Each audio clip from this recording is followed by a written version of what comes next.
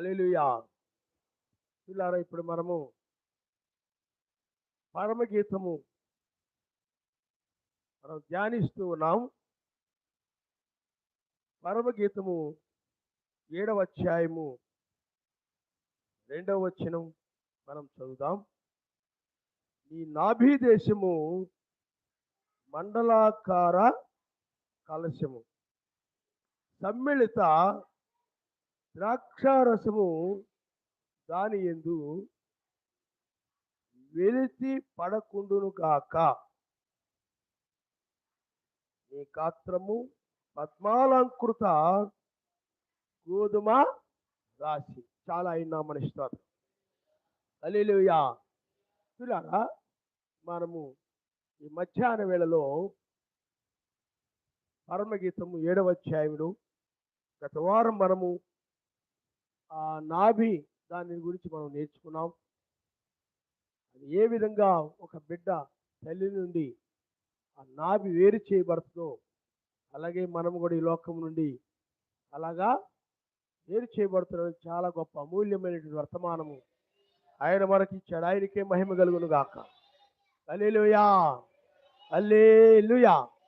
అలాగే మరలా నేను ఈ ద్రాక్షారసము మీద కొంచెం మాట్లాడాలని ఆత్మ ప్రేరేపణ కలిగిన వాడై నిలబడడం అనేది జరిగింది. పిల్లారా, ద్రాక్షారసము, ఇక్కడ ద్రాక్షారసాన్ని సర్వశక్తిమంతుడు అబ్రహాము గారికి ఇచ్చాడు. ఆయన ఇక్కడ ద్రాక్షారసాన్ని సేవించిన వారు 2 రకాలైన మనుషులు ఉన్నారు బైబిల్లో. ఒకరు అబ్రహాము, రెండవ వ్యక్తి లోతు. అబ్రహాము, లోతు ఇంకా ఉన్నారు, కానీ వాళ్ళ గురించి నేను చెప్పడం లేదు. కానీ ఈ 2 విషయాలు ఎందుకు నేను చెప్తున్నానంటే, చూడండి మీరు ఒకసారి సర్వశక్తివంతుడి యొక్క ఆశీర్వాదము, అలాగే చూడండి ఒకసారి మనం చదివితే మీకు అర్థమవుతుంది. ఆదికాండము 14వ అధ్యాయంలో అక్కడ అబ్రహాము గారికి సర్వశక్తిమంతుడు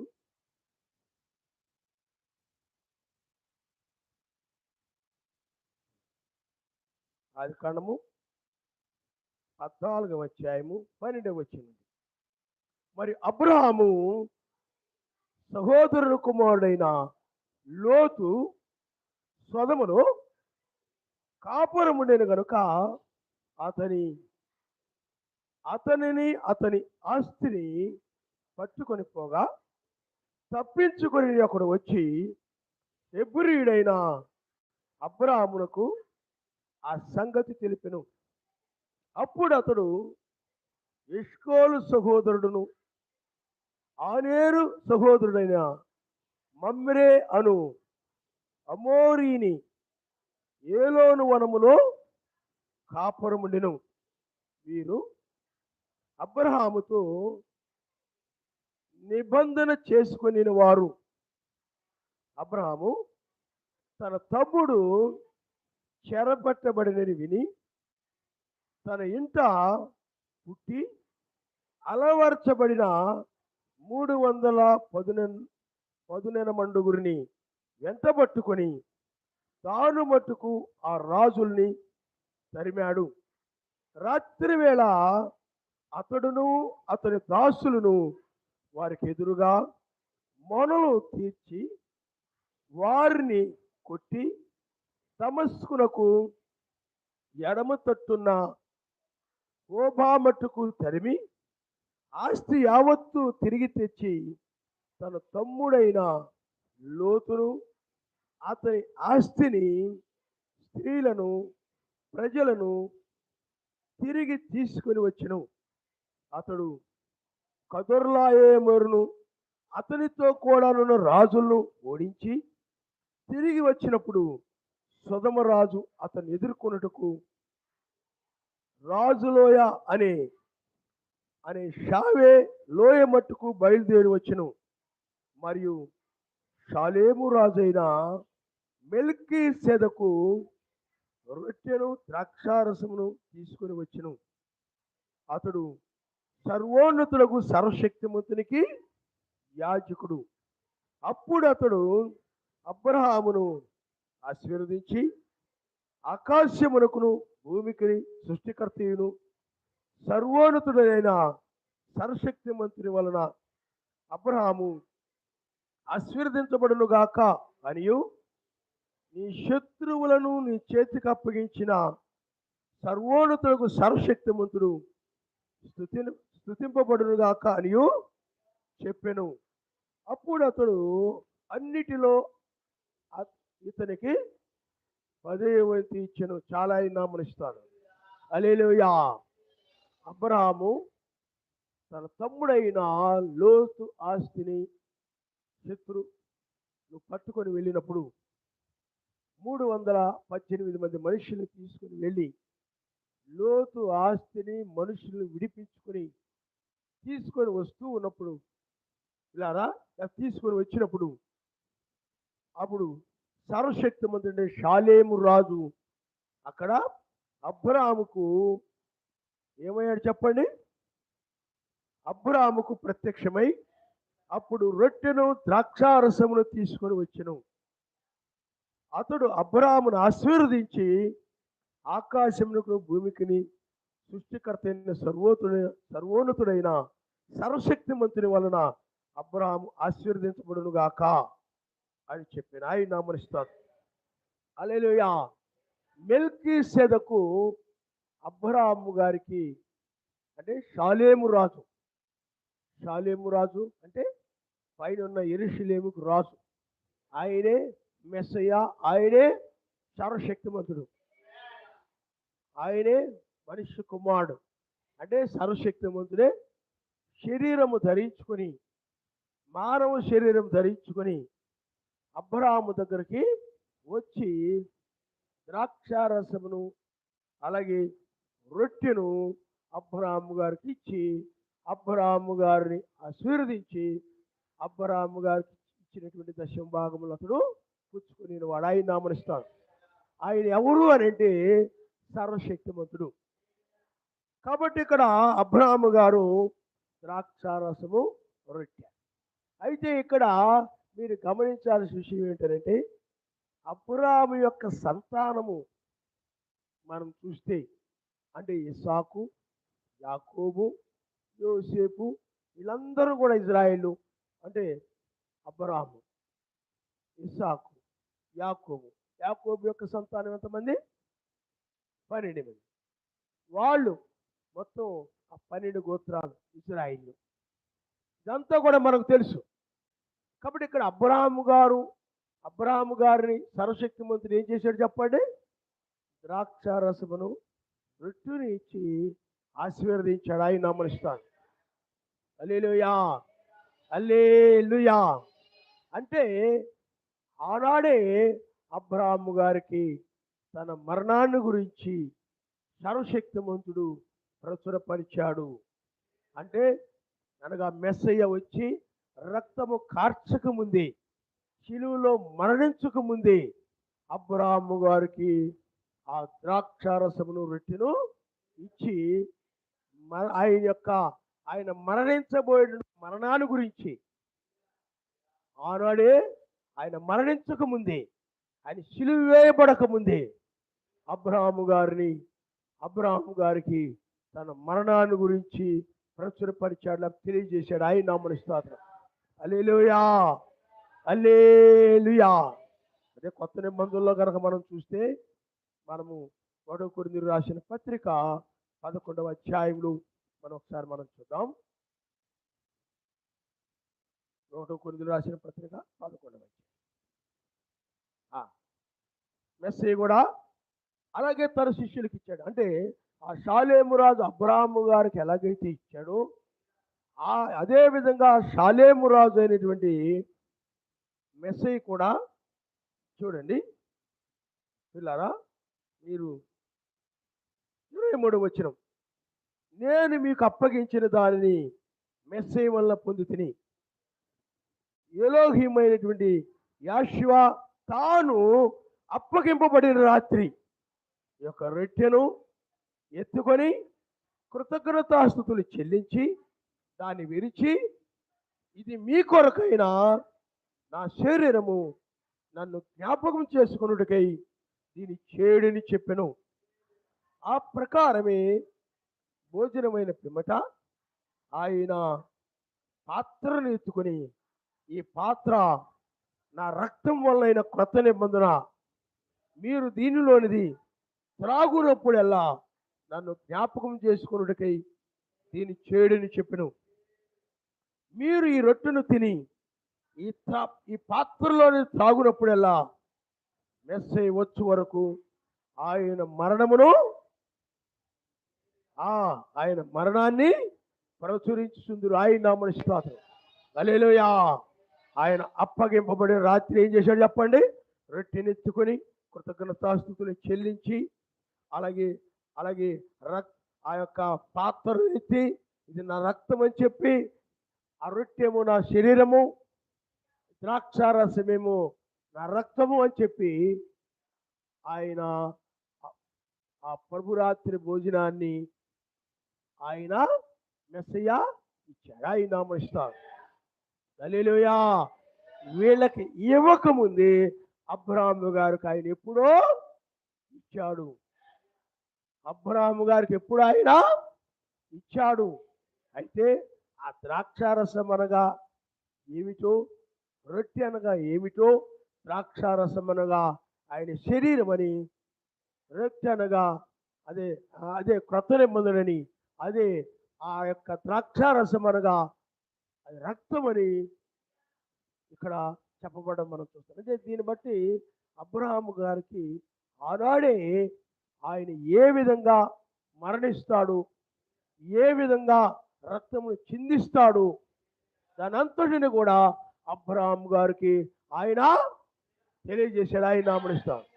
హల్లెలూయా, హల్లెలూయా. మీకు అర్థమైందా?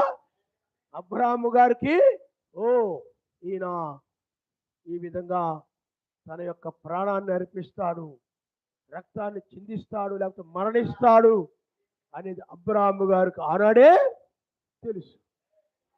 కాబట్టి అందువలన పిల్లారా, ఆ రోజుల్లో కనుక చూడండి, ఇప్పుడు అబ్రహాము గారికి శరీర సంబంధంగా పుట్టినటువంటి సంతానం ఇద్దరు, ఆత్మ సంబంధంగా జన్మించిన కుమారుడు ఒకరు. శరీర సంబంధంగా అంటే శరీరేచ్ఛలను బట్టి పుట్టినవాడు ఇష్మాయేలు ఒకరైతే, అలాగే ఇంకొకరు ఎవరు? ఇస్సాకు. వీళ్ళందరూ కూడా శరీరేచ్ఛలను బట్టి పుట్టినవాడు. కానీ మెస్సయ్య అలా కాదు, ఆయన ఆత్మ సంబంధంగా అబ్రహాము కుమారుడుగా వచ్చాడు. హల్లెలూయా, హల్లెలూయా. అంటే ఆయన ఏ పురుషుడు స్త్రీ కలయిక లేకుండా ఆయన జన్మించిన వాడు. కానీ ఇక్కడ ఇష్మాయేలు కానీ ఇస్సాకు కానీ పురుషుడు స్త్రీ కలయిక వలన జన్మించిన వాడు. అందుకని ఆత్మను బట్టి పుట్టినవాడు ఈయన. ఆత్మను బట్టి పుట్టినవాడు ఎవరు? అందువల్ల అబ్రహాముకి ఎంతమంది సంతానం? ముగ్గురు సంతానం. ముగ్గురే, ఇద్దరేమరు ఇష్మాయేలు ఒకరు, ఇస్సాకు ఒకరు. కానీ ఇక్కడ మనం చూసినట్లయితే పిల్లారా, అబ్రహాము గారికి ద్రాక్షారసము రొట్టెని ఆయన ఇచ్చాడు, కానీ మరి ఆ యొక్క ద్రాక్షారసము రొట్టెని దాన్ని అనుసరించమని ఇజ్రాయేలుకి ఆయన ఏమండి దాన్ని చెప్పాడా? ప్రభురాత్రి భోజనాన్ని అర్పించమని చెప్పాడా? చెప్పాలి. ఆయన నామనిస్తాం. రక్తాన్ని నిలువు కమ్మికి అడ్డు కమ్మికి. కానీ ఇక్కడ ద్రాక్షారసం దేని సూచిస్తుంది? రక్తంను సూచిస్తుంది. రొట్టె దేని సూచిస్తుంది? ఆయన యొక్క శరీరాన్ని సూచిస్తుంది. కానీ క్రొత్త నిబంధన కాలంకి వచ్చేటప్పటికి ఆయన ఏం చెప్పాడనండి? నా శరీరము క్రొత్త నిబంధన అంటే ఈ రొట్టె, అలాగే ద్రాక్షారసము రక్తము అని చెప్పాడు. దాన్ని నేను వచ్చు వరకు ఇక్కడ స్పష్టంగా వ్రాయబడి చూడండి. ఈ పాత్ర తాగునప్పుడెల్లను మెస్సయ్య వచ్చు వరకు ఆయన మరణాన్ని మీరు, ఆయన వచ్చే వరకు కూడా మీరు ఇది ద్రాక్షారసము రొట్టె తీసుకున్న ద్వారా ఆయన మరణాన్ని మీరు ప్రచురపరుస్తాడు అని చెప్పాడు. ఆయన నామనిస్తాడు. హల్లెలూయా, హల్లెలూయా. కాబట్టి పిల్లారా, అబ్రాము ద్రాక్షారసము రొట్టె అతడు తీసుకున్నాడు. అతని యొక్క సంతానం ఎవరంటే ద్రాక్ష అంటే సర్వశక్తివంతుని దగ్గర ద్రాక్షారసం రొట్టె తీసుకున్నటువంటి అబ్రాము యొక్క సంతానమే ఇజ్రాయేల్ అయి ఉన్నారు. ఆయన నామనిస్తారు. హల్లెలూయా, హల్లెలూయా. చూడండి అక్క ద్రాక్షారసము రొట్టె. కాబట్టి ఇక్కడ ద్రాక్షారసాన్ని గురించి నేను మాట్లాడుతున్నాను. ద్రాక్షారసం అని ఏమిటి చెప్పండి? రక్తం. కాబట్టి అబ్రహాం గారు ఏం తీసుకున్నారు చెప్పండి? ద్రాక్షారసము షాలేము రాజు ఇచ్చినప్పుడు ఆయన తీసుకున్నాడు. హల్లెలూయా. అయితే ద్రాక్షారసం అంటే ఏమిటి? దానికి ఆత్మీయ అర్థం ఏమిటి? ఇందాక రక్తం అని చూసాం. దానికి ఇంకా ఆత్మీయ అర్థం ఏంటంటే ఉత్తేజము. ఆ ద్రాక్షారసం ఏమిస్తుంది చెప్పండి? మనిషికి ఉత్తేజాన్ని ఇస్తుంది అనమాట. అలాగే మనము లోతు యొక్క సంతానాన్ని గురించి మనం చూస్తాం. వాళ్ళ కూతుర్లు ఏం చేశారు? మీరు ఆదికాండము 19వ అధ్యాయము ఒకసారి మనం చదువుతాం. ఆదికాండము 19వ అధ్యాయము 30 వచ్చిన నుండి మనం చదువు. లోతు సోయరులో నివసించినప్పుడు భయపడి తన ఇద్దరు కుమార్తెలతో కూడా సోయరు నుండి పోయి ఆ పర్వతమందు నివసించును. అతడును అతని ఇద్దరు కుమార్తెలను గోలో నివసించారు.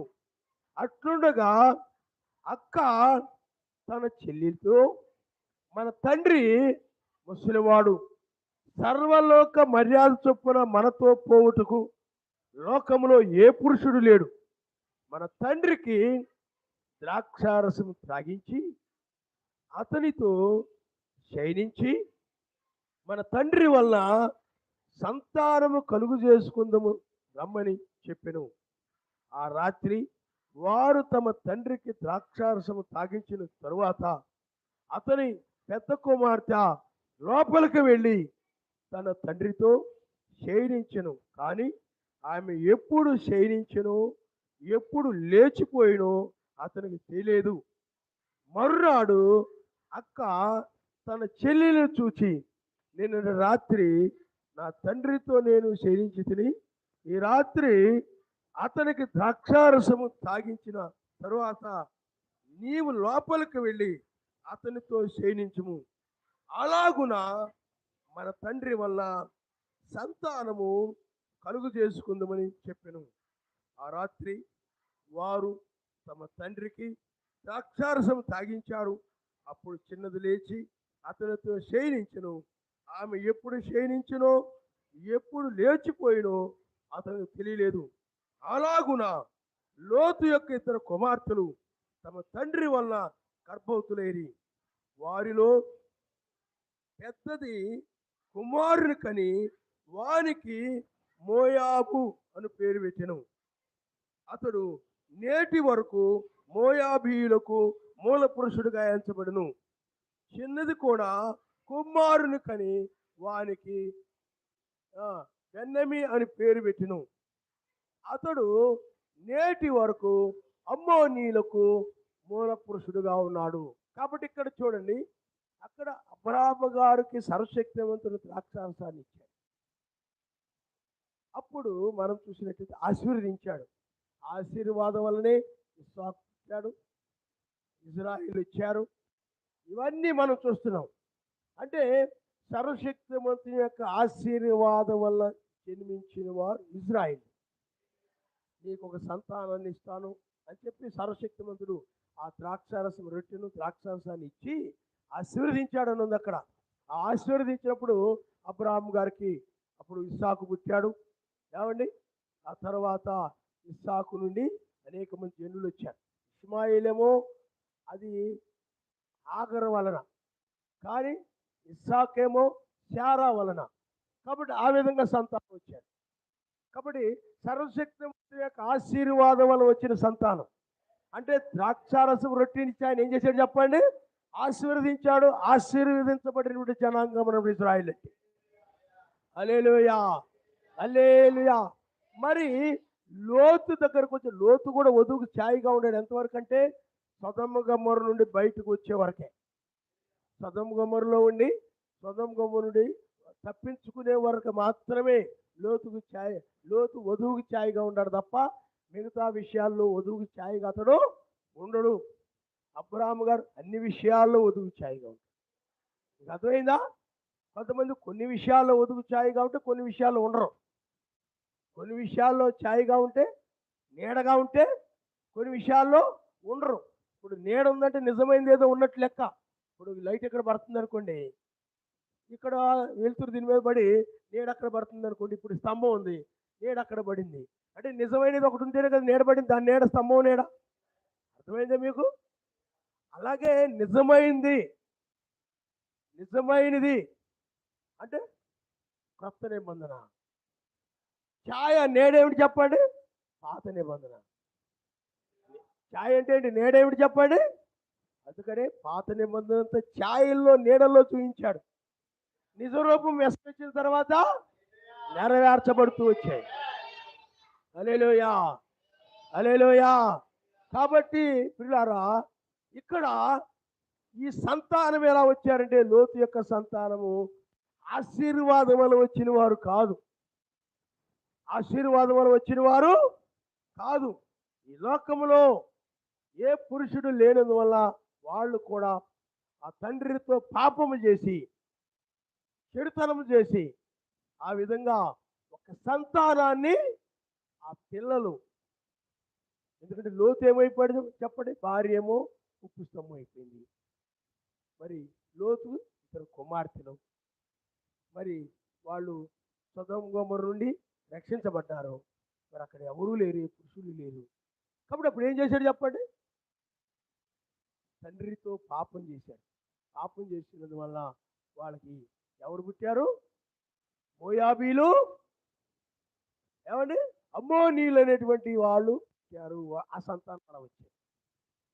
ఇక్కడేమో సర్వశక్తిమంతుడు ద్రాక్షారసాన్ని ఇచ్చి ఆశీర్వదించబడిన జనాంగం వచ్చారు. ఇక్కడేమో ద్రాక్షారసాన్ని ఇచ్చి, ఏమండి ఇక్కడ ద్రాక్షారసాన్ని ఇచ్చి ఆ ద్రాక్షారసం మొత్తుతో ఇక్కడ అక్రమైనటువంటి ఒక పాపం వల్ల వచ్చినటువంటి సంతానము, రెండు రకాలైన సంతానము మనం చూస్తున్నాం. అబ్రాహాము సర్వశక్తిమంతుడు ఆశీర్వదించబడినటువంటి ఆశీర్వాదం వల్ల వచ్చిన సంతానము, అలాగే ఇక్కడ పాపం వల్ల వచ్చినటువంటి సంతానము. వీళ్ళు ఎవరంటే లోతు యొక్క సంతానము. వీళ్ళే అమోరీలు, ఏమండి మోయాబీలు. అమ్మోనీలు, మోయాబీలు, ఈ రెండు సంతానాన్ని మనం చూస్తున్నాం. హల్లెలూయా, హల్లెలూయా. కాబట్టి రెండు సంతానం ఒక సమయంలో ఎదురుపడ్డాయి. ఒక సమయంలో ఏం జరిగింది చెప్పండి? ఎదురుపడ్డాయి. అదే మనము సంఖ్యాకాండము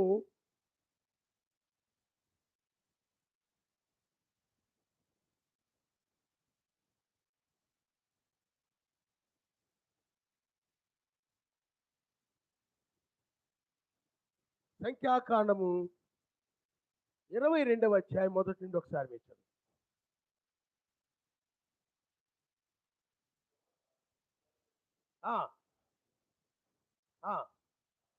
తరువాత ఇశ్రాయేలు సాగి యెరికోకు ఎదురుగా యొర్దాను తీరమునున్న మోయాబు మైదానముల్లో దిగారు. అంటే ఇక్కడ మోయాబీలు అంటే ఎవరు? ఇప్పుడు లోతు యొక్క సంతానం.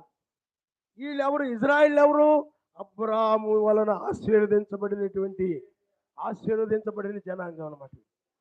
వీళ్ళు ఆశీర్వాదం వల్ల పుట్టిన వాళ్ళు కాదు. వీళ్ళు పాపం వల్ల పాపం వలన వాళ్ళ కామపు ఆలోచనలు, ఆశలు, వాటన్నిటిని బట్టి ఏ పురుషుడు లేకపోయేటప్పటికీ తండ్రితో పాపం చేశారు. ఈనాడు కూడా అడవుల్లో కొండలకి వెళ్ళేవాళ్ళు ఉంటారు. కొంత జంతువులతో కూడా పాపాలు చేస్తుంటారు. ఇది అర్థమైందా? జంతువులతో కూడా పాపాలు చేస్తుంటారంట. పశువులతోటి అంటే గేదెలతోటి, ఏమండి దున్నపోతులతోటి, గాడిదలతోటి, కుక్కలతోటి పాపాలు చేస్తుంటారన్నమాట. ఈ రోజుల్లో కూడా అది ఎక్కువైపోయింది. సెల్ ఫోన్లు చూసి పిల్లలు ఆ బొమ్మలు చూసి, ఈ బొమ్మలు చూసి, ఆ కుర్రోళ్ళు చూసి, ఈ కుర్రోళ్ళు చూసి వీళ్ళలో కూడా ఆడపిల్లల్లో కూడా ఏమైపోతుంది చెప్పండి. వాళ్ళు వేసుకోవడం కూడా బట్టలు ఎలాంటివి వేసుకుంటున్నారు. ఆ, ఆడు మంచోడు కాదన్నా, ఆడు చెడ్డోడన్నా ఆ ఆశని బట్టి ఏం చేస్తారో చెప్పడం ఆడు వెంట పడిపోతుంటారు. మరి చాలా మంది ఆడపిల్లలు అలాగే వాళ్ళ జీవితాలు నాశనం అయిపోతాయి. వాయా వరుసలు ఏం చూడట్లేదు, పెద్ద చిన్న ఏం చూడట్లేదు. ఏమండి, మనిషా జంతువా ఏం చూడట్లేదు. ఏంటి ఆ దాహం తీర్చుకోవాలనే. అందుకని చాలామంది స్కూళ్ళకి వెళ్ళి కాలేజీలకు వెళ్ళి వాళ్ళు చదువు వీటికంటే కూడా ఇదే వ్యవహారాలు ఎక్కువ. ఆ రోజుల్లో ఆ పిల్లల్లో పనిచేసిన ఆత్మ, ఆ దయ్యం, ఆ దురాత్మ ఈనాడు కూడా ఈ పిల్లల్లో కూడా పనిచేసి వాక్యానికి విరోధంగా పాపము చేయనట్లు ప్రేరేపిస్తున్నటువంటిది ఆ దురాత్మ. దయ్యమే ఎప్పుడు కూడా పాపము చేయనట్లు ప్రేరేపిస్తుంది. అందుకని దయ్యం ఎప్పుడు కూడా వాక్యానికి ఆమెను చెప్పదు. దయ్యం చెప్తే, ఎందుకంటే నువ్వు చెప్పావు నీకు ఆశీర్వాదం వచ్చేస్తుంది కదా. ఆమెను అనగా ఏంటంటే నువ్వు పొందుకుంటావు, పొందుకోనికుండా చేయాలంటే ఏం చేస్తాడు, నేను ఆమెను చెప్పనివాడు. దయ్యం ఎప్పుడు కూడా ఆమెను చెప్పనివాడు. పరిశుద్ధాత్మ ఏం చేస్తుంటే ఆమెను చెప్తే దాన్ని పొందుకుంటానని పరిశుద్ధాత్మ ఏం చేస్తే చెప్పండి, మన హృదయంలో నుండి ఆమెన్ అని చెప్పేలా చేస్తాను. మనం హల్లెలూయా. ఆమెన్ అంటే అలా జరుగునుగాక. నువ్వు ఎత్తబడతావు అన్నావు అనుకుంటే ఆమెన్ అంటావు. అంటే దాని అర్థం ఏంటి, నాకు అలా నేను కూడా నాకు ఆ జీవితంలో నా ఎత్తబాటు అనేది జరుగునుగాక అని అర్థం. కాబట్టి పిల్లారా, ఇక్కడ అబ్రాహాము యొక్క సంతానము ఆశీర్వదించబడినటువంటి సంతానం, నీతిమంతుని యొక్క సంతానం. అలాగే ఇక్కడ పాపం వలన, అక్రమం వలన, చెడుతనం వలన పుట్టినటువంటి వారి ఈ మోయాబీలు, అమ్మోరీలు, రెండు రకాల జనం ఎక్కడ పడుతున్నారు. ఇజ్రాయిల్ వస్తున్నారు. ఎక్కడి నుండి? ఐగుప్తు దేశం నుండి కానానులో ప్రవేశించడానికి వస్తున్నారు. వాళ్ళు ఆ యొక్క ఎరుకోకు ఎదురుగా ఉన్నటువంటి యొర్దాను దగ్గరకు వచ్చారనమాట. వాళ్ళు అక్కడ ఏముంది, మోయాబీల యొక్క మైదానం ఉందన్నమాట. యొర్దాను తీరములో, యొర్దాను యొక్క ఒడ్డున మోయాబు తీరం అంటే ఖాళీ స్థలం ఉందన్నమాట, గోల్డ్ తీరం. అక్కడికి వచ్చారు ఇజ్రాయిల్. చదవమ్మా. సిప్పోరు కుమారుడైన బాలాకు ఇజ్రాయేలీలు అమోరీలకు చేసినదంతయు చూచెను. జనం విస్తారముగా ఉన్నందున మోయాబీలు వారిని చూచి మిక్కిలి, ఇజ్రాయేల్ జనం చాలా విస్తారంగా ఉండేటప్పటికీ ఈ మోయాబీలు అంటే లోతు, ఎందుకంటే ఆల్రెడీ అమ్మోరీని జయించారు వాళ్ళు. అదంతా చెప్పట్లేదు, ఎందుకంటే ఎక్కువైపోతుంది. అలాగే ఇక్కడ మోయాబీల దగ్గరకు వచ్చారు. ఇక్కడ మీరు చూడండి, ఓడిపోయే జాతికి సంబంధించిన వారేమో అమోనీలు, మోయాబీలు. జయించే జాతి ఏమిటంటే పాపాన్ని జయించే జాతి. ఏమండి, కానానులో ప్రవేశించడానికి వాగ్దానం పొందినటువంటి జాతి అబ్రాహాము యొక్క సంతానమైన రాయినామనిస్తాను. లోతు సంతానం ఉంది, అబ్రాహాము సంతానం ఉంది. కానీ ఇక్కడ వీళ్ళు మోయాబీల దగ్గరకు వచ్చారు. ఇజ్రాయిల్ ఐగుప్తు దేశం నుండి అలాగ వీళ్ళు ఎక్కడ ఉంటున్నారు? కానాను అంటే యొర్దాను దగ్గర ఉంటున్నారు. ఎవరు? మోయాబీలు. అమ్మోనీలు కూడా అదే ప్రాంతంలో ఉన్నారు, కొంచెం దూరంగా. వాళ్ళు దాటుకొని వచ్చారు, వాళ్ళు జయించుకొని వచ్చారు. వాళ్ళు ఈ మోయాబీల దగ్గరకు వచ్చేటికి మోయాబులకు రాజు ఎవరు ఉన్నారు చెప్పండి? బాలాకు. మీకు అర్థమైందా? చూడండి, తర్వాత చదవమ్మా. భయపడిపోయారు మోయాబీలు. మిద్యాను పెద్దలతో ఎద్దు బీటి పచ్చికను నాకివేయినట్లు ఈ జనసమూహం మన చుట్టూ ఉన్నది, యావత్తును ఇప్పుడు నాకివేయనది. ఆ కాలమందు సిప్పోరు కుమారుడైన బాలాకు మోయాబీలకు రాజు. కాబట్టి అతడు బెయోరు కుమారుడైన బిలామును పిలిపించుటకు అతని జనుల దేశమందలి నది ఎత్తునున్న పెతోరుకు దూతల చేత ఈ వర్తమానం పంపించెను. చిత్తగించము, ఒక జనం ఐగుప్తులో నుండి వచ్చును. ఇదిగో వారు భూతలమును కప్పి నా ఎదుటకు దిగి ఉన్నారు. కాబట్టి నీవు దయచేసి వచ్చి నా నిమిత్తము ఈ జనమును చూడండి, ఇజ్రాయిల్ వచ్చారు అక్కడికి. ఈ బాలాకు ఆ జనం అందరూ చూసాడు, భయపడిపోయాడు. బాబోయ్, వీళ్ళందరూ వచ్చేసారంటే ఇంకా మా ప్రాంతంలో ఉన్నటువంటి చెట్లకి కాయలు ఉండనివ్వరు, ఆ పండ్లు ఉండనివ్వరు, నీళ్లు ఉండనివ్వరు, అన్నీ ఖాళీ చేసి పడేస్తారు. పంట ఉండనివ్వరు, మొత్తం నాశనం చేసి పడేస్తారు. ఏం ఉండదు, మొత్తం తుడిచేసే మనుషులు. ఎందుకంటే ఒకరా ఇద్దరా లక్షల మంది కనపడుతున్నారు. కాబట్టి వీళ్ళు కనుక మన ప్రాంతం మీద కనుక వెళ్ళారనుకో, మోయాబు దేశంలోనికి వచ్చేసారనుకో, అంటే వాళ్ళు ఎక్కడ దిగారు? ఎడారిలో ఆ యొక్క తీరంలో దిగారు. కానీ ఆ ప్రాంతంలోకి వచ్చేసారనుకో, మన మన దేశంలోకి వచ్చేసారనుకోండి, వాళ్ళు కనబడిందన్న తినేస్తారు, కనబడిన చోట నీళ్ళన్నీ తాగేస్తారు, మనకు కరువు వచ్చేస్తాయి, మనం ఇబ్బందులో పడిపోతాం అని మోయాబు రాజు భయపడిపోయి, అంటే ఆ బాలాకు భయపడిపోయి, వాళ్ళకు ఆనాడు ఈ బిలాం అనే ప్రవక్త ఉన్నాడు. ఈ బిలాం అనేటువంటి వాడు ఎవరనంటే, అతడును కూడా యెహోవాని లేకపోతే యావేని ఆరాధించే వాళ్ళే. వాళ్ళు కూడా, అర్థమైందా? వాళ్ళు కూడా లోతును, మరి లోతు ఎక్కడ తెలుసు యావేని ఆరాధించడం? అబ్రాహాం దగ్గర తెలుసు. అదే లోతు పిల్లలకు కూడా తెలుసు. అలాగే మోయాబీలు, అమ్మోనీలు కూడా ఎవరిని ఆరాధించేవారు? సర్వశక్తిమంతునే. ఈ బిలాము కూడా ఆ ప్రవక్తే, కానీ ఇతను మతశాఖ సంబంధమైన వాడు అనమాట. అర్థమైందా? అందుకనే బైబిల్ ఏం చెప్తుందంటే, ఇప్పుడు సూర్యుని యొక్క వెలుగు మంచి పంట మీద పడుతుంది, గడ్డి మీద కూడా పడుతుంది, రెండు ఆనందిస్తాయి. అలాగే ఆయన యొక్క ఆత్మ కూడా ఆయన యొక్క నీతిమంతుల మీద కూడా ఉంటుంది. అలాగే ఈ చెడ్డవారి మీద కూడా ఆయన ఆత్మ పనిచేస్తుందంట. దాన్ని బట్టి అవి కూడా ఆనందిస్తుంటాయి. కానీ అది చెడు విత్తనం, గడ్డి. అది ఆ వర్షాన్ని బట్టి ఎంత ఆనందించినా, సూర్యుని యొక్క వెలుగును బట్టి ఎంత ఆనందించినా, బైబిల్ని బట్టి, బైబిల్లో నీతిమంతులు బోధించుకుంటూ ఎంత ఆనందించినా అది గడ్డే, మోయాబీలే.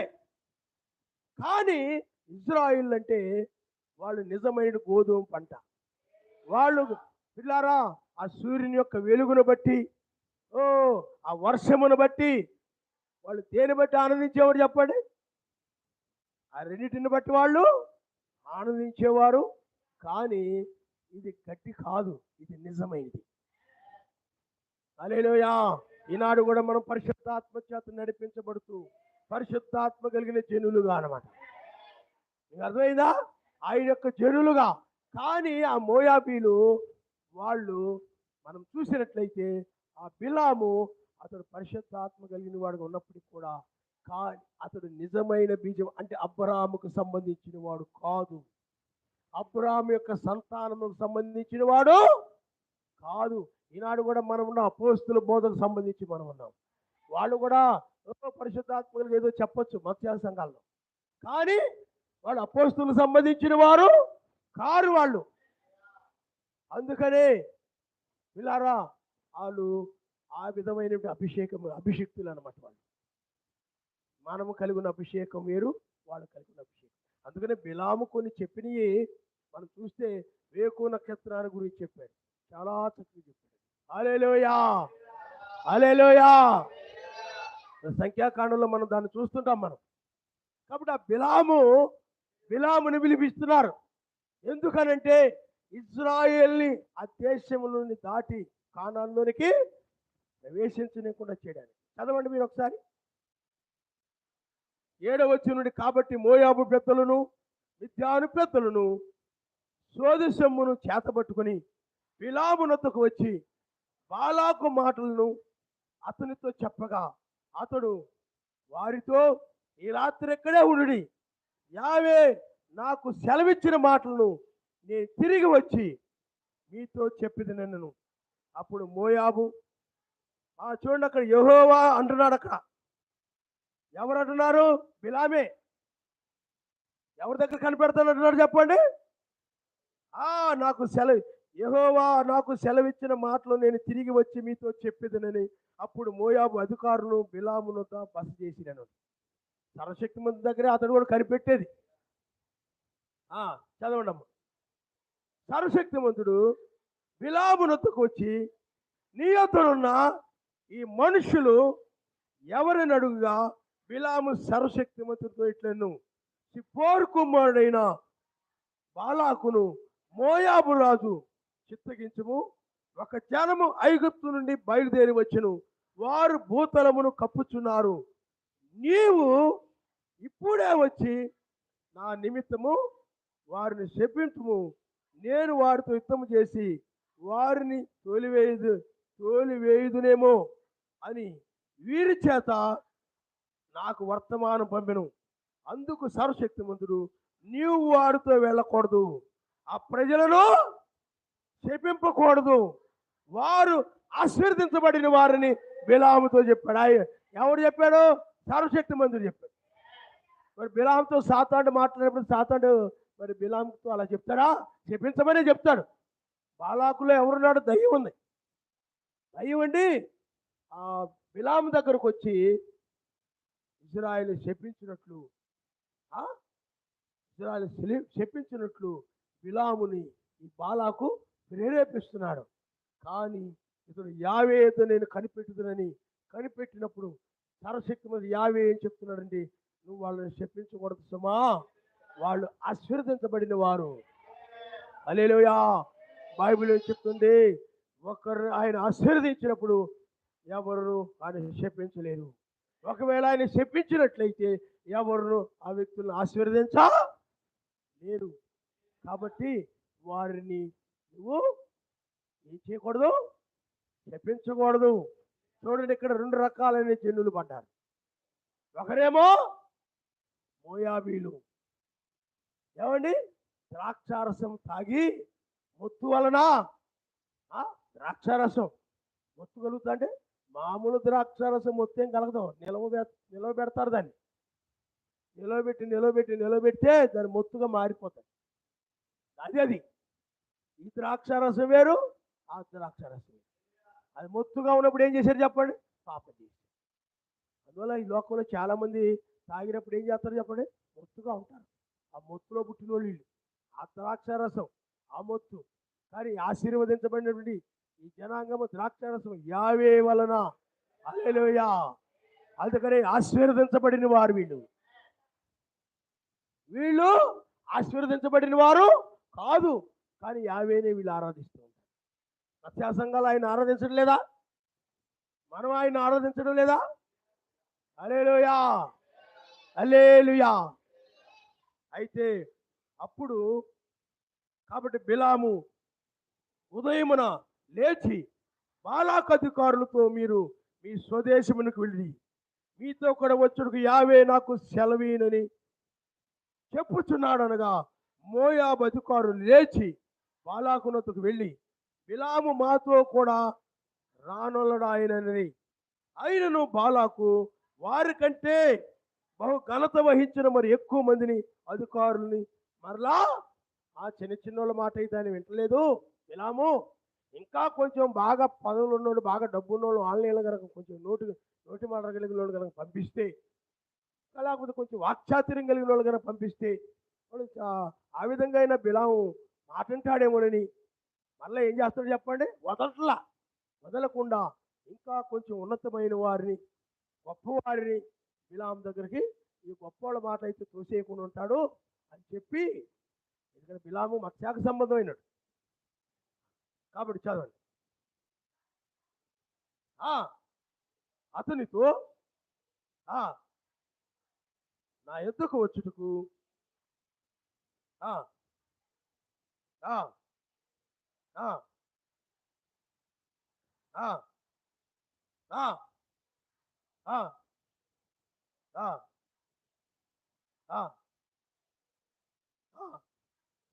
నా నిమిత్తము ఈ జనమును శపింపమని సిప్పోరు కుమారుడైన అందుకు బిలాము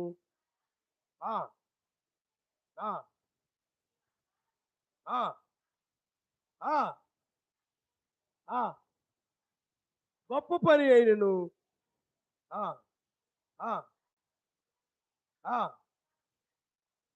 ఆ, చూడండి, నువ్వు వెండి బంగారాలు ఇచ్చినా, గొప్ప గొప్ప వాళ్ళు పంపించినా, నేను ఏది అడిగితే ఇది ఇస్తాను నువ్వు చెప్పినా, నువ్వు ఎన్ని ఆశలు నాకు కల్పించినా, ఎన్ని నాకు పదవులు ఇస్తాను నువ్వు అది చేస్తాను ఇది నీ చెప్పినా, నేను యావే చెప్పినది మీరలేను. హల్లెలూయా, హల్లెలూయా. ఆ, బాగా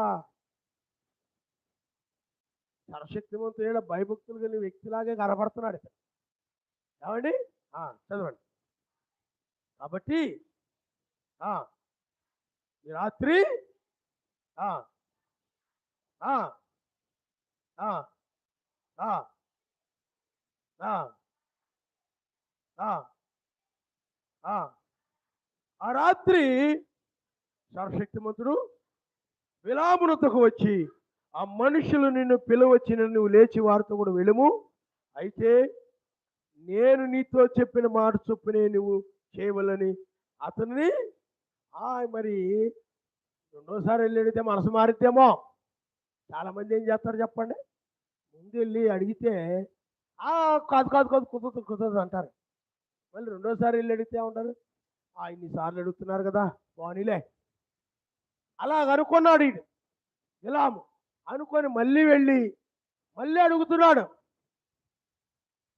మళ్ళీ ఈసారైనా సర్వశక్తిమంతుడు ఒప్పుకుంటాడేమో, ఇజ్రాయెల్ చెప్పించినట్లు మొన్న ఒప్పుకోలేదు కదా, ఇప్పుడు పెద్ద పెద్ద మనుషులు వచ్చారు, మరి మళ్ళీ కనిపెడదామని కనిపెడితే సర్వశక్తిమంతుడు ఏమన్నాడు చెప్పండి, వెళ్ళు, కానీ నేను చెప్పిందే హల్లెలూయా. ఆయన మాట మారదు. మనుషులను బట్టి మాట మార్చుకునేవాడు కాదు ఆయన.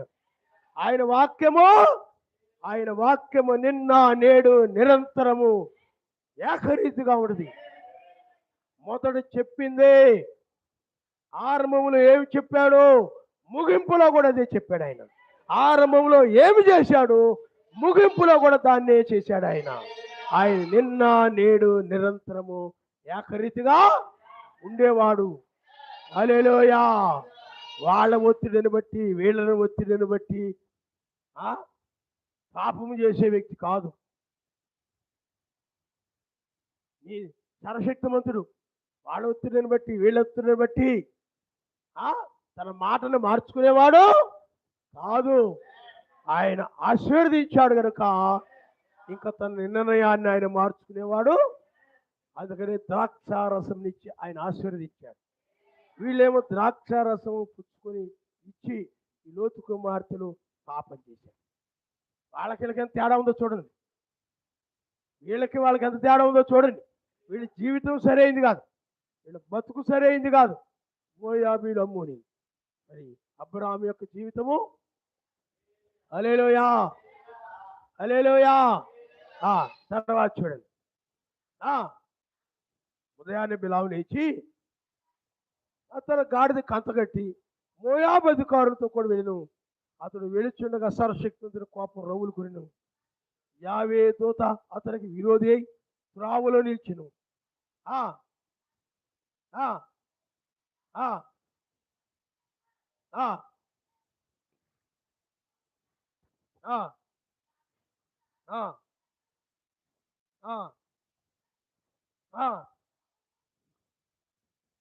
త్రావులో నిలిచిండు చూసి ఆ గాడిద ఏమైపోయింది చెప్పండి, త్రావును విడిచి పొలంలోకి పోయింది. మరలా ఆ గాడిదను మలుపులని దాన్ని కొట్టగా యావే దూత ఇరుపక్కలను గోడలు గల ద్రాక్ష తోట సందులో నిలిచెను.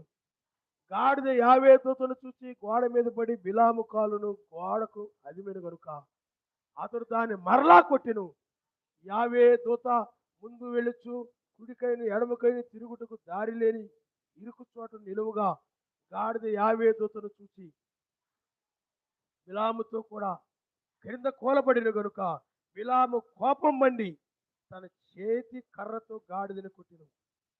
అప్పుడు యావే ఆ గాడిదకు వాక్కునిచ్చిన గనుక అది నీవు నన్ను ముమ్మారు కొట్టితివి, నేను నిన్నేమి చేస్తున్న బిలాము తనగా, బిలాము నీవు నా మీద తిరగబడితివి, నా చేతి ఖడ్గం ఉన్న ఎడలా నిన్ను చంపివేయుదునని గాడితో నేను అది గాడిద నేను నీ దానిలో మొదలుకొని నేటి వరకు నీవు ఎక్కుచ్చు వచ్చిన నీ గాడిదన కానా, నేను ఇప్పుడైనా నువ్వు నీకు ఎట్లు చేయటం కదా అని బిలాముతో అనగా అతడు లేదన్ను.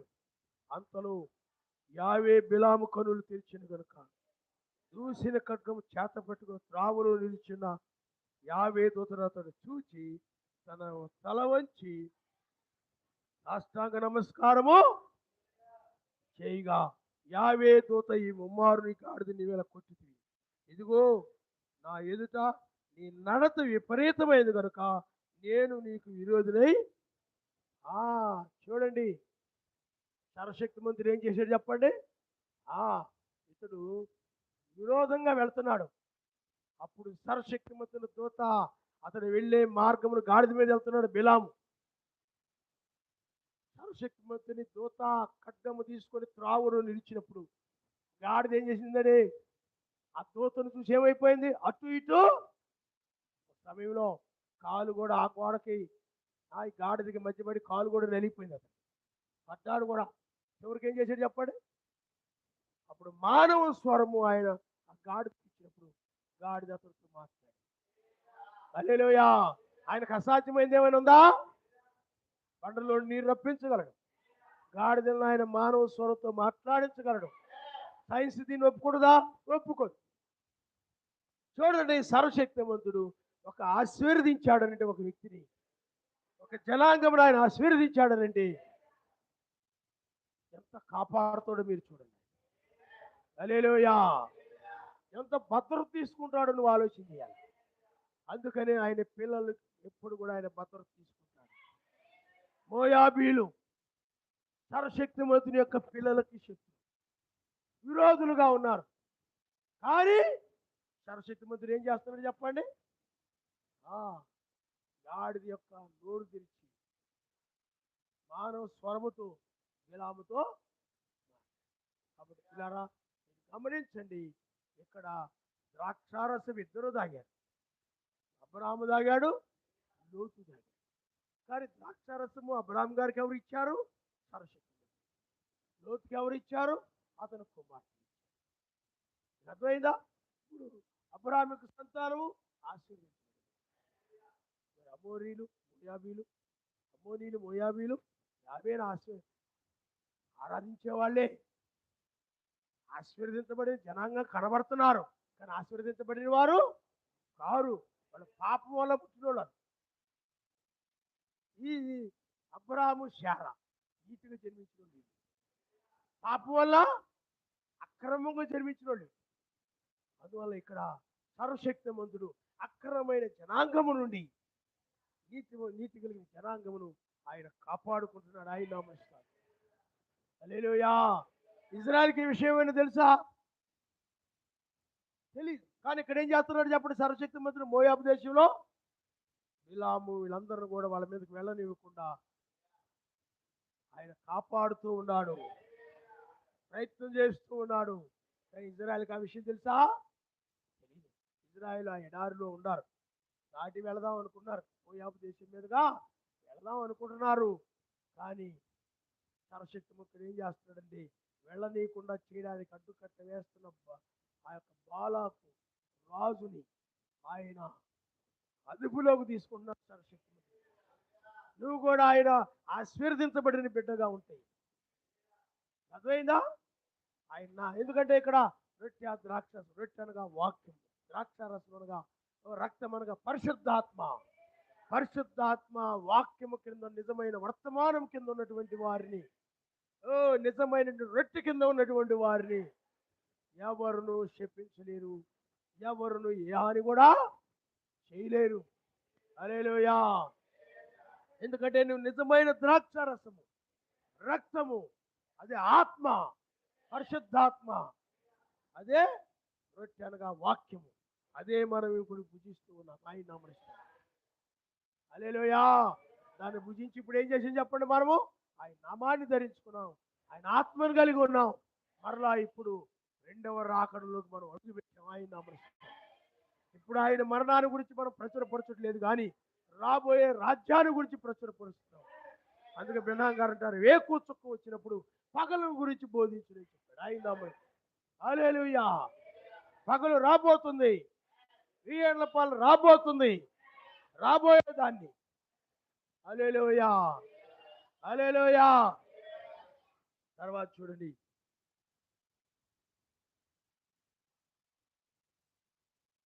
చదవమ్మా. చూడండి 34 వచ్చింది. అందుకు బిలాము, నేను పాపము చేసి తిని, నీవు నాకు నాకు ఎదురుగా త్రోవలను నిల్చుట నాకు తెలిసినది కాదు. కాబట్టి ఈ పని నీ దృష్టికి చెడ్డదైతే నేను వెనుకకు వెళ్ళదని యావే దూత చెప్పగా, యావే దూత, నీవు ఆ మనుషులతో కూడా వెళ్ళుము.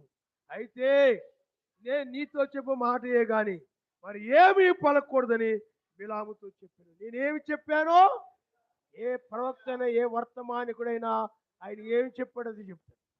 నిజమైన విశ్వాసం ఏం చేస్తాడంటే దాన్ని నమ్మి కొనసాగుతాడు. అది నిజమైన విశ్వాసి కాదనుకోండి, పాస్టర్ గారు ఏదో సొంతం చెప్తున్నాడు నమ్మడు. అది నమ్మడు కాబట్టి, విశ్వసించడు కాబట్టి దానికి లోబడ్డం, చెప్పినట్టుగా చేయడు, దాని ఇష్ట ప్రకారంగా పోతాడు, అది నశించిపోతాడు. అందుకని బైబిల్లో మోషే కానీ అపోస్తులు కానీ ఎవరైనా కానీ ఆయన ఏది చెప్పాడో దాన్ని చెప్పాలి. బైబిల్ ఏం చెప్తుందో దాన్ని చెప్పడమే జరుగుతుంది. హల్లెలూయా.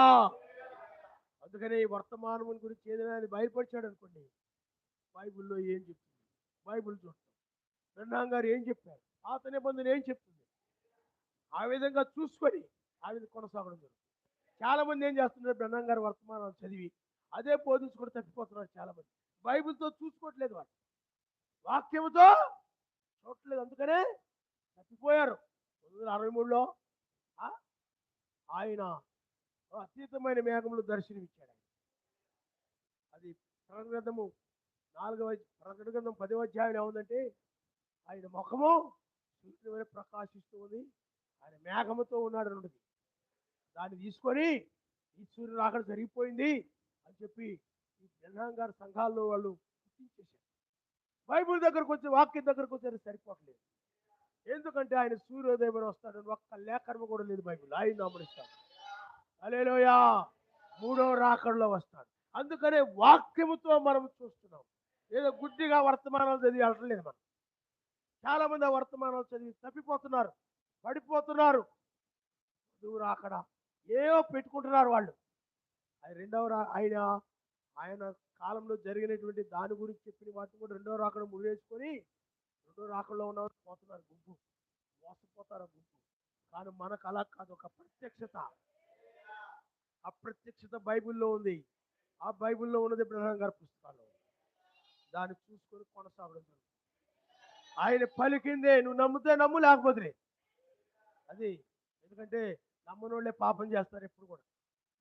నమ్మనోళ్ళు ఏం చేస్తారు చెప్పండి, పాపం చేస్తారు. నాశనం కాకపోతే నమ్మనోడే పాపం చేసి విడిచిపెట్టబడతారు. నమ్మనోళ్ళు ఏమవుతారు చెప్పండి, ఆరాధన మానకూడదంటే మానేసి ఊళ్ళు పెట్టి చెప్పినా లోక మనసు ఇంకా నీకు పోలా. ఈరోజు కూడా పేపర్ కటింగ్ పెడతారు వాటిని ఇంకా.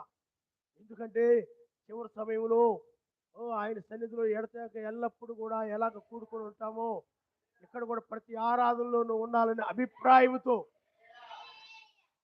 అర్థమైందా? అన్నారు చర్చికి రాకపోవడం తప్పు అన్నాడు. అదే పెట్టి ఆ పాస్టర్ గారు అంటాడే నాకేం కాదులే అని అనుకుంటే అది నీది, నీ నాశనానికి ఎవరు నేను రక్షించలేదు. మానేస్తే ఏమైంది? ఆదివారం మానేస్తే ఆ భయం ఉందా నీకు అసలా? ఆదివారం ప్రార్థన పోద్దేమో, శనివారం ప్రార్థన పోద్దేమో, భయం. కాబట్టి పిల్లారా ఆలోచన చేయండి. ఇజ్రాయేల్ను కాపాడువాడు కునుకుడు నిద్రపోడు అని ఉంది. ఆయన నామనిస్తారు. హల్లెలూయా. అయితే పిల్లారా మీరు గమనించండి, ఒక సులువైన సలహా ఇచ్చాడు. ఎవరు? ఇలా ఏం చెప్పాడు చెప్పండి? ఇజ్రాయేల్ కొంతమంది ఉన్నారు, వాళ్ళకి కొంచెం అమ్మాయిలు పిచ్చి అబ్బాయిలు పిచ్చి ఉంది వాళ్ళకి. మీ యొక్క మోయాబీలను కనుక వాళ్ళతో కూడా పంపినట్లయితే అర్థమైందా? పాపం చేస్తారు. అప్పుడు అప్పుడు వీళ్ళు పాపాలను బట్టి ఆయన శిక్షిస్తాడు. సర్వశక్తి వాళ్ళ సర్వశక్తి మంత్రి వాళ్ళు శిక్షిస్తాడు. దీనికంటే ఇంకొక మరొక మార్గము లేదని బతికి వాళ్ళ సలహా ఇచ్చాడు. ఇది అర్థమైంది మీకు? బతికి వాళ్ళ సలహా ఇస్తే ఏమైపోయింది? భిన్నంగా అంటారు.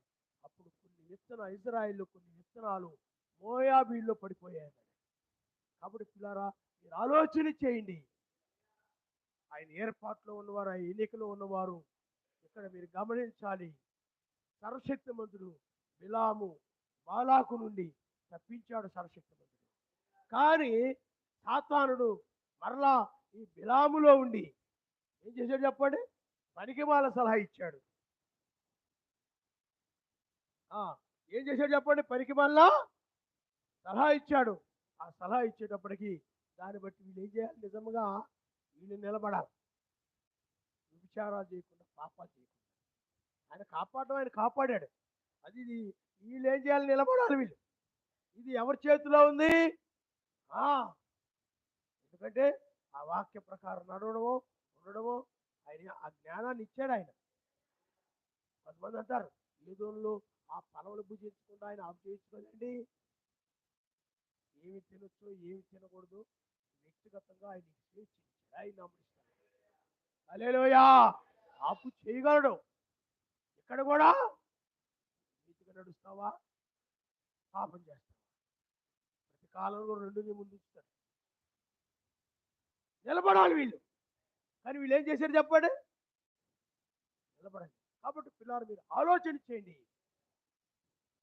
అబ్రహాము వలె మనం కూడా ఆయన యొక్క ద్రాక్షారసమును మనం తాగించాలి. అదే రక్తము, అదే ఆత్మ. ఆత్మను మనం కలిగి ఉంటామంటే ఏంటి చెప్పండి? హల్లెలూయా, హల్లెలూయా. అలాగే మత్స్యాగ సంఘాలు ఇలా ఆ యొక్క మోయాబీల్ లాంటి వాళ్ళు మత్స్యాగ సంఘాలు, అమ్మోనీలు లాంటి వాళ్ళు వీళ్ళందరూ. అందుకని వాళ్ళకి మనకి ఏం కలగ చెప్పండి? సమాధానం. హల్లెలూయా.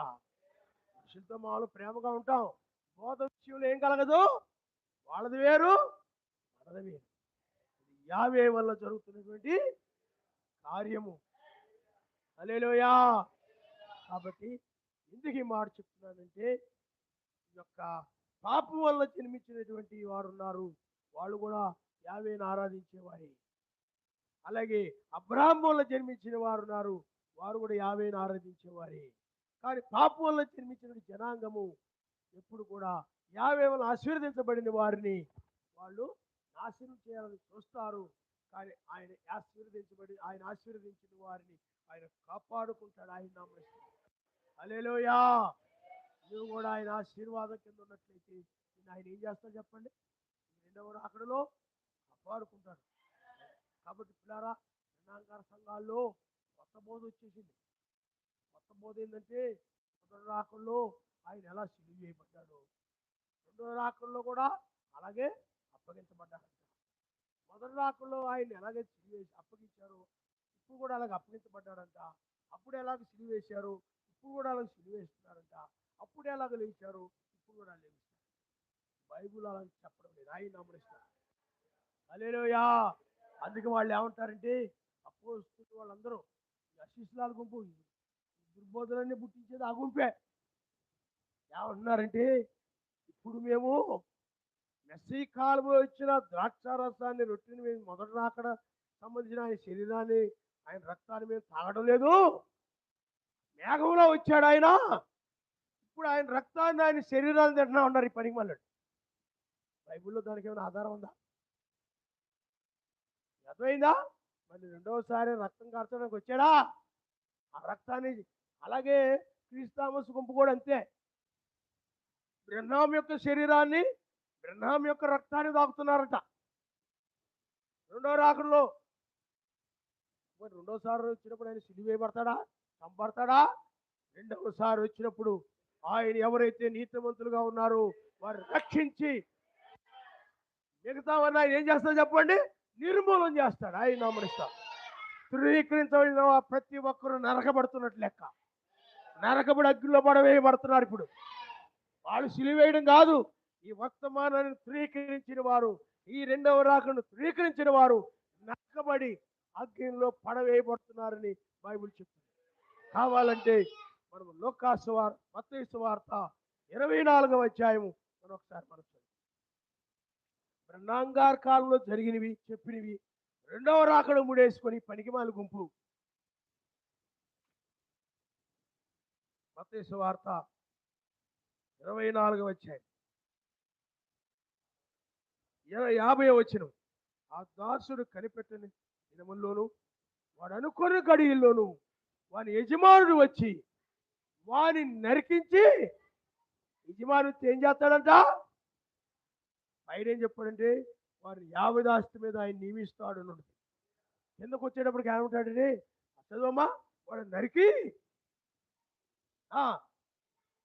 వేషధారులతో కూడా వానికి పాలు నియమించును, అక్కడ ఏడుపును పండు కొరుకుటి ఉండు నాయన నమ్మనిస్తాను. హల్లెలూయా. ఇప్పుడు రెండవ రాకడ తిరస్కరిస్తున్నావంటే నువ్వు నరకబడి శ్రమల్లో పడవేయబడతావు. నీకు అర్థమైందా? ఈ వర్తమానాన్ని తిరస్కరించేవాడు ఏమైపోతాడు? శ్రమకాలంలో పడిపోతాడు. అక్కడ ఏడుపు పండు కొరుకుతూ ఉంటుంది, దానిలో పడతాడు. కాబట్టి లేఖనాలు తెలియక బ్రహ్మాం గారు ఆ కాలంలో ఏం చెప్పారంటే, మొదటి రాకడలో ఎలాగైతే తిరస్కరించారో ఇప్పుడు కూడా అదే వర్తమానం చెప్తున్నాం మేము మొదటి రాకడ గురించి. దాన్ని తిరస్కరించడం ద్వారా మరలా సిలువ వేస్తున్నారని దాన్ని ఉద్దేశించి చెప్తే, ఈ పనికి మాలినోళ్ళు రెండవ రాకడకు ముడేసి ఇప్పుడు కూడా ఆయన సిలువ వేయబడతాడని చెప్పి ఈ విధంగా మోసపోతున్నాయి గుంపులు. కాబట్టి లేఖనాలు తెలియక, వాక్యాన్ని ఎరుగక, ఆయన ఇప్పుడు ఎందుకు వచ్చాడు అంటే నీతిమంతుల్ని, ఆశీర్వదించబడిన వారిని రక్షించడానికి, ఈ మోయాబు అమోనీ లాంటి వారిని శ్రమల్లో త్రోసివేయడానికి వచ్చాడు. వాళ్ళు ఆయన్ని నమ్మరు. ఆనాడు ఇజ్రాయెల్ వాళ్ళు ఎలాగో యెహోషువ కాలంలో యెహోషువాని వాళ్ళని ఎలాగో నమ్మలేదు మోయాబీలు, ఈనాడు కూడా ఈ వర్తమానాన్ని ఈ గుంపు నమ్మవు. అందుకని బ్రహ్మాం గారి సంఘాల్లో మోయాబీ లాంటి వాళ్ళు ఉన్నారు, అమోనీ లాంటి.